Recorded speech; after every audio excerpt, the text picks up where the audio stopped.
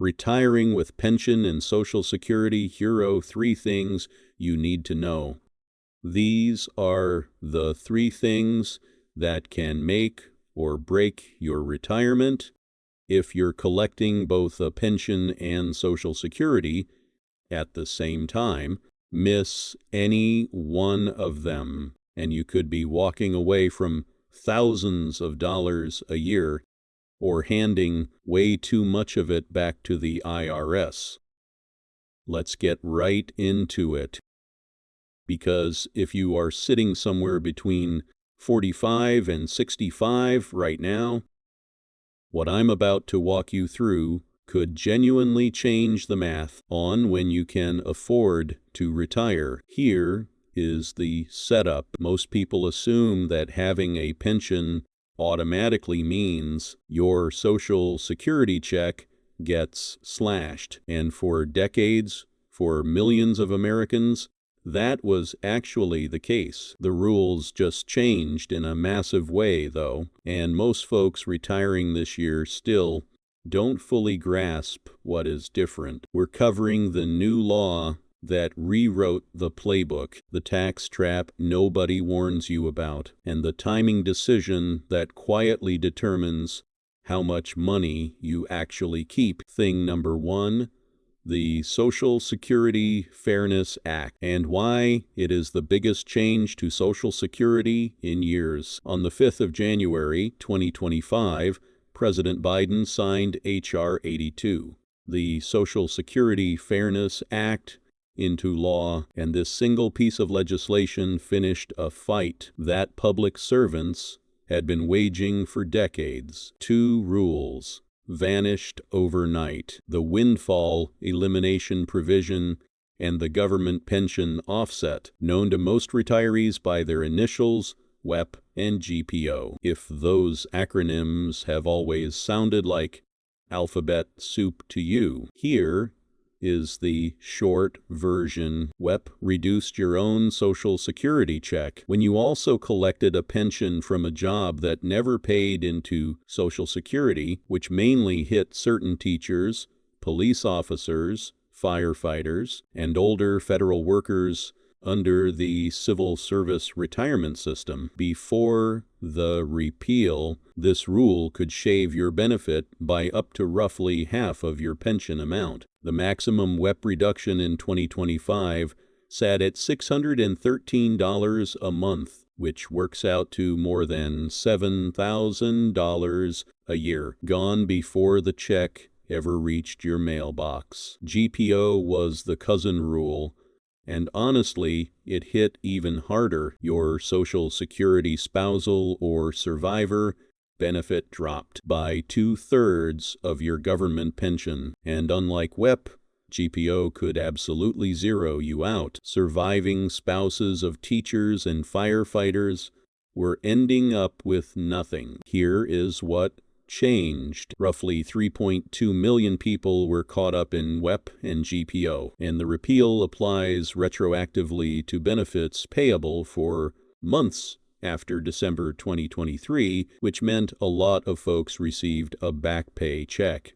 The Social Security Administration started sending those retroactive payments the week of the 24th of February 2025, and most affected beneficiaries saw their higher monthly checks land in April 2025. By the 7th of July 2025, SSA had pushed out more than 3.1 million payments, totaling $17 billion. The average monthly increase, according to the Congressional Budget Office, comes in at around $360. That is real money. Car payment money, grocery money, every single month for the rest of your life. 2 important caveats before we move on. First, this only applies if you had a non-covered pension, meaning a job that didn't withhold FICA taxes. If your employer pulled Social Security and Medicare,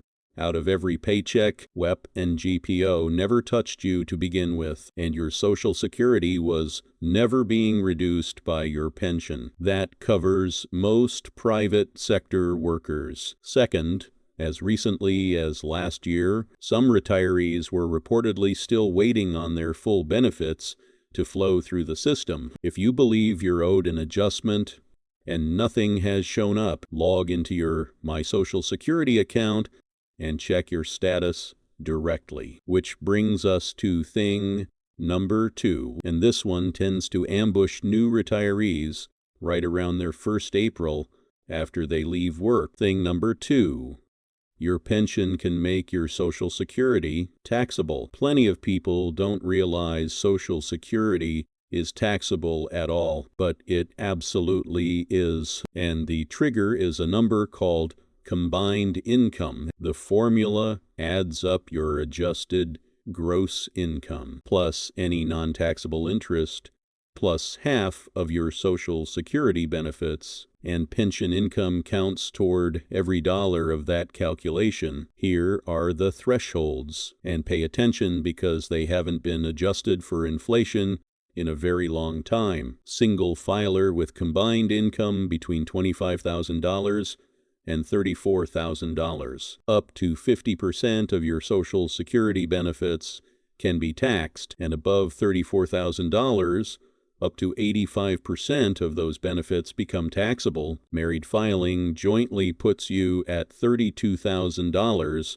to $44,000 for the 50% tier, and above $44,000, you are in the 85% zone. Read that one more time. A married couple with combined income over $44,000, which, between a pension and Social Security, is essentially everyone watching this video, can have 85% of their Social Security benefits taxed at their ordinary federal income tax rate. There is some good news baked into the One Big Beautiful Bill Act, which was signed into law in 2025. Adults age 65 and older can claim an additional deduction worth up to $6,000 or $12,000 for married couples filing jointly. The FAS-out kicks in at $75,000 of AGI for singles and $150,000 for joint filers. And under current law, this deduction sticks around through 2028. I want to be really clear about something here, because there has been a lot of political messaging floating around on this point. What we're talking about is a deduction. It is not the elimination of taxes on Social Security. You'll still owe federal tax on your benefits. When your combined income is high enough, and the new deduction just softens the blow for seniors who qualify. One more piece on the tax side, the ABA also raised the cap on the state and local tax deduction, known as SALT, from $10,000 all the way up to $40,000 for most taxpayers earning under $500,000, and that change runs from 2025 through 2029 if you live in a state with high property taxes or high income taxes. That single adjustment could meaningfully shrink your federal tax bill in retirement. We've covered the new law and the tax trap, which leaves the third piece. And honestly, this is the one most people get wrong. Thing number 3, the timing decision. When you start your Social Security, what you do with your pension payout, and whether you keep working, those 3 choices essentially lock in your retirement income for the rest of your life. Let's walk through them one at a time. Start with your full retirement age. Anyone born in 1960 or later has a full retirement age of 67, and Social Security can be claimed as early as 62, but at the cost of a permanent reduction. Delay past your full retirement age, and you earn delayed retirement credits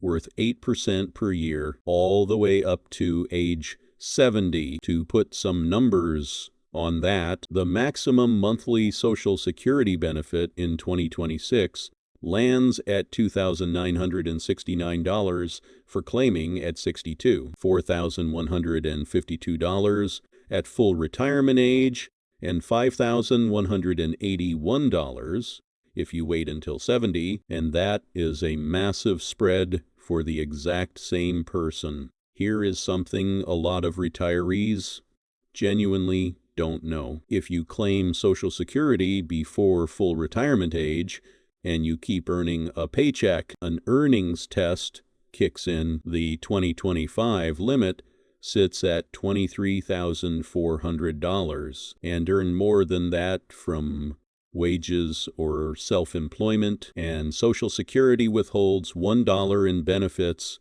for every $2 you go over. The detail that matters most, though, your pension does not count toward the earnings test. Only wages and self-employment income are on the table, and pension money is completely invisible to it. The pension decision itself is the next big lever. Most pension plans will hand you a choice. Take it as a monthly annuity for life, or take a lump sum, and there is no single right answer for everyone. An annuity locks in guaranteed lifetime income, and if it is a private pension, the Pension Benefit Guaranty Corporation backs it up to federal limits. A lump sum offers flexibility, investment control, and something you can pass to heirs, but the longevity risk and the investment risk shift squarely onto your shoulders. Some financial planners suggest a hybrid approach, where part of the lump sum goes toward buying an immediate annuity that covers your fixed expenses and the rest gets invested. This is the type of decision worth running by a fiduciary advisor before you sign a single document, because once you elect, you usually can't undo it. Here is the broader picture on how rare pensions even are at this point. As of March 2023, only 15% of private industry workers even had access to a defined benefit pension plan, according to the Bureau of Labor Statistics. In 2024, 43% of workers still inside private sector pensions were in plans closed to new entrants. Having a real pension in 2026 puts you in a shrinking minority, and that is exactly why coordinating it with Social Security matters so much. Quick recap, because we covered a lot of ground. Number 1. If you had a non-covered government pension and WEP or GPO used to chew up your benefit, those reductions are officially gone under the Social Security Fairness Act. Check your My Social Security account to confirm your benefit reflects the change. Number 2. Your pension counts toward combined income, and up to 85% of your Social Security benefits can be federally taxable above the thresholds. The new $6,000 senior deduction helps, but it does not make Social Security tax-free. Number 3. When you claim Social Security, whether you keep working and how you take your pension payout all interact with each other. Full retirement age is 67. For anyone born in 1960 or later, delaying to 70 adds 8% per year, and the earnings test only counts wages, never your pension. If even one of these 3 things saves you a few $100s a month, that adds up to thousands of dollars a year, every year, for the rest of your retirement. That is the math nobody bothers to explain until it is already too late. If this helped you out, hit the like button and subscribe, because I'm putting out more of these as the rules keep shifting. I'll see you in the next one.